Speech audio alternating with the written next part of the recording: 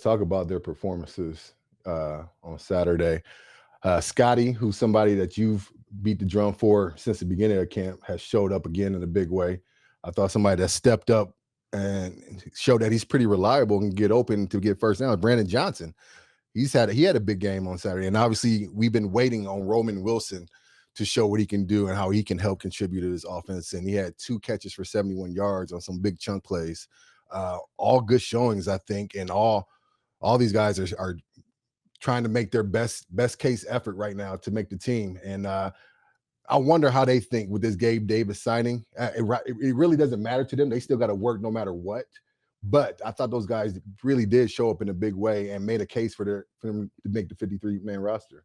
And this is the second year in a row that they've had to listen to the noise from the outside. Remember, Right. last year was all about Brandon Ayuk, when Mhm. he was going to come in, whether a trade was going to be made. So they're used to kind of blocking out that noise, even though they didn't make that move last year. But here we are again, same time frame, closer we get to cut day that's happening, and the rosters are all going to shift around the league. You just got to now figure out, okay, number one, who can contribute? Number two, does Aaron Rodgers feel comfortable with that particular receiver that they're going to bring That's in here? huge. Yeah. So that's going to be something that, there's going to be a lot of conversation. And even if you do, when you do get to your 53 on Tuesday, I still think that there's going to be some moves that are going to be made. So if you're on that 53, don't get comfortable, because there are going to be some more moves as you're approaching week 1. Right. And it's always a numbers game when it gets to this. Certain position groups hold more players than others. Wide receiver, you usually got teams that keep 5, some guys that keep 6. That 6th guy usually is a dual special teams guy, usually his main job. We got a guy in that, in Ben Skoranek.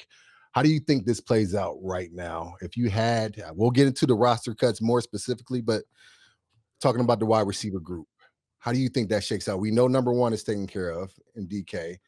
You have to assume that Roman and Calvin are going to make the squad. That leaves 2, maybe 3 spots. Who do you think fills those 2 roles? Oh man, I think obviously they brought Robert Woods in here for a reason as that veteran presence. We talked a lot about Scotty Miller over the last show or two. Of course, I'm biased to him because he's a Mid American Conference guy. Right. But either way, these guys are all kind of performing, and I think that those conversations that are happening behind the scenes, because like you mentioned, they could potentially keep 6 receivers, but also would Arthur Smith want to keep 4 tight ends? And if you do, Oh, yeah. okay, now you're taking away from a position. So again, this is something that this is going to go down to the wire as it relates to who you truly are going to release, because some of those decisions too are saying, hey, if we can release this guy, can we sneak him on the practice squad? And Mhm. that's going to be another conversation that happens to figure out which guys that you can hopefully clear waivers, bring them back, because now you can add veterans to the practice squad. So again, there's multiple conversations that are going on currently, and it will continue as we get to week 1. Oh, CB, putting you on the spot. Who do you think should those last 3 spots be occupied by? Well, I think a lot of it has to do with health, right? If Mhm. Calvin Austin is there, and he's healthy, then you're sitting back saying, okay, your first 3 is there with Roman Wilson, DK, and obviously Calvin. Those are going Mhm. to be your 3. You got Scotty Miller as 4. If Ben Skoranek is able to, he didn't play much in this last game. So again, what does he look like at that particular point? If that's the case, that's 5 right there. Yeah, and he's So big in special teams too. and So he's huge. So Mhm. whoever that person is, it's hard to say at this particular point, It because is. those guys who are on the bubble, when you talk about Johnson, you're talking, you talk Yeah. about It's Johnson who another had a game. big game. Yeah. There's another game. Yeah. And this is, quite frank, this is going to be the key. And people look at it and say, man, they hate the preseason. But if you're a guy on the bubble, this is the most important game that you've ever played in your career to convince this organization that you belong on this roster. And I've played in this game many times over. You were with me on that field too, Trey. A lot of Exactly. times we got to know Carolina very well, because that Very was the well. last preseason game that we played in. So Right. this is a game that the veterans are going to sit out. But to those guys who are on the roster bubble, this game means more than anything up until this point. Exactly. I've been impressed with what I've seen. That has been been a lot of turmoil in that room at the wide receiver position. Fans calling for a number 2.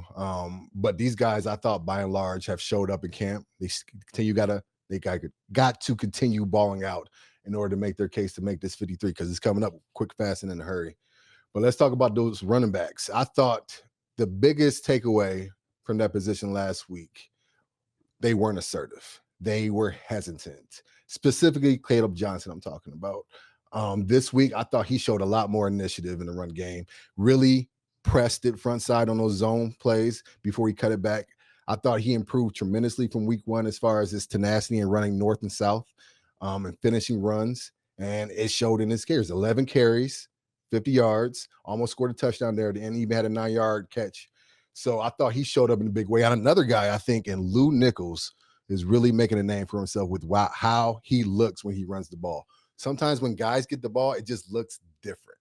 And for him so far in this preseason, it looks different. He gets the ball, he's very decisive, goes downhill, and not one person has brought him down on the first try. So that running back group looked impressive this last game. I was very pleased with how they improved.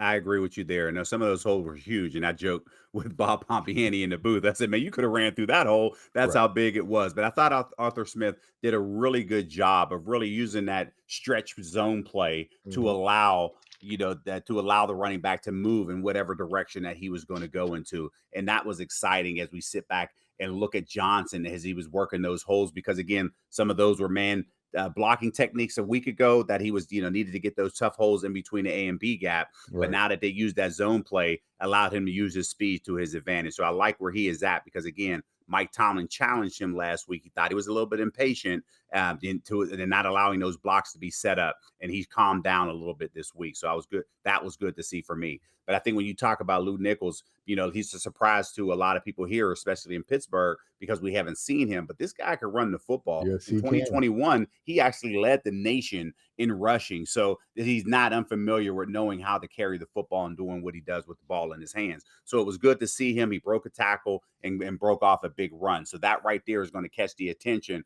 of all the offensive coaches and showing that he can potentially belong. With that carry, it wouldn't surprise me if he actually gets more carries and is the featured back in this Carolina game this week. So that's something that I'm going to look forward to. Another Matt guy, right? Absolutely. Another Central Matt guy. Michigan. They all Central they all Michigan. over the place. And he's our, Central is the rival to Eastern Michigan. Of course, sometimes, the true rivalry there. A lot of people there consider Western Michigan that way. But again, Lou, Central Michigan guy, it was good to see him being able to do that and actually talk about him on the broadcast.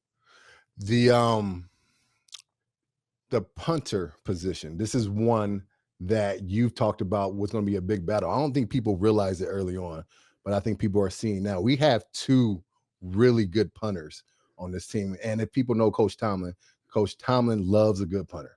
Yes, he He's does. big in his special teams. And so between Waitman and Johnson, right? These guys have been kicking the mess out the ball. Lots of hang time. Coverage teams have been fantastic. Is there anybody that has found a way to kind of take the lead in that battle? To be honest with you, no, because Johnson was playing phenomenal up until the point he got hurt last year. That's how Waitman got on the roster, even though he spent the previous year in Denver. So he had the experience, and he played lights out last year when a lot of people didn't necessarily think that was going to happen. So I think when you look at these two punters, to me, when I'm watching and putting my eyes on them, like I've done the entire training camp, the only difference between these two is one is right foot, the other one is left foot. So I think ultimately Danny Smith and Mike Tomlin is going to sit back to say, is there an advantage? Is there an Because advantage? Yeah. other places you would have like a Bill Belichick, for instance, up in New England. He loved the left-footed kicker, so that was just him. But again, what are they looking for in this particular manner when you look at Danny Smith here? So I think this is going to be a big game for both of those punters. It is really neck and neck at this particular point. Both of these kickers will be on a roster this upcoming season. Unfortunately, both won't be here. The loser of this will be somewhere else because those guys truly deserve that opportunity because they've been kicking the ball lights out. Right. It's a damn good problem to have. Both those guys have been balling out. Another position group where I think we have we're going to have a hard time coming up with the six because they've all been playing so well is D-line. And so we have three guys that we know for sure are going to be there. Keanu Benton, Cam, and the rookie, Derek Harmon, who absolutely had a game, showed out this past Saturday. It's kind of tough to know where they're going to go from there. We got some guys in Isaiah Loudermilk, who's been here for a while, who coaches are familiar with, but he got a guy like I don't know if I'm pronouncing this right. Yay Black, the D lineman from Yep, the Iowa. defense line, Iowa. Yep. Yep. Who has been showing up big time on camp, man. He's a big body that likes to move people out the way. So it was fun watching him play. Then we got DeMarvin Lee, who Liao. Liao, Yep. who has been hurt, has shown all kinds of talent, but just cannot stay healthy. Where do we stand on that, CB? Yeah, when you look at Liao, he's that tweener, and he's a defensive end, outside linebacker type of deal. So he's trying to be a part of that rotation, but he's going to have to prove consistently that he can get after the quarterback. So this is going to be a big game for him against Carolina to be able to show out and prove that he belongs on this roster. Loudermilk, he's been here a while. They're looking for him to continue to take that next step. He's been solid up until this point, but is it enough to outshine the rookie in this particular manner? Because Mike Tomlin always talks about, I like that new shiny toy, and he's going to give those rookies every Right. opportunity, which is unfortunate for some veterans when that happens. So I think again, the rotational, who your top three is going to be in this particular case, and you're also adding Logan Lee in there as well, because that was a guy that played well, but ultimately he now has shown position for flexibility. And I only say that because when we were watching the game and everybody, looked at it and they're just like, wow. And I'm focusing on Christian Kuntz. And I saw the way that he came off that field, and I say something else is going on. But as he was getting checked out, they now had to go into a punt situation, extra point situation, and Logan Lee filled in a big way. Because if you remember, Trey, in 2008, whenever Greg Warren went down with an ACL injury, the backup in that particular game when we Yeah, were playing against the New York I Giants remember. was James Harrison. Yep. And literally, we were backed up, punting the football, and the snap went over to kick the punter's head. We gave up 2 points, and ultimately we ended up losing that game.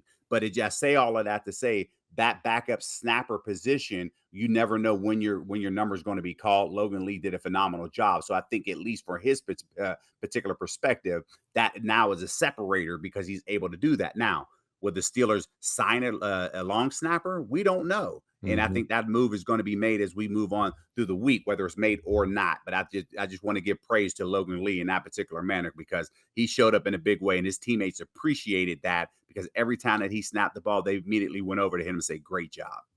Yeah. As somebody who's had to come in and do some things on the offensive line that I wasn't quite familiar with, I can understand how valuable a guy like Logan Lee is when he had to come in and do that long snapping. They did bring in Jack McQuaid as a long snapper.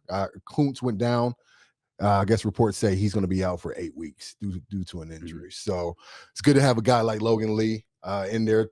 And I only say that only because now, even though they did bring the snapper in, but again, you have one person that can play both positions. Exactly. So that's why I say that position That's one flexibility. hat instead of two on game day. Correct. Coach loves that position flexibility.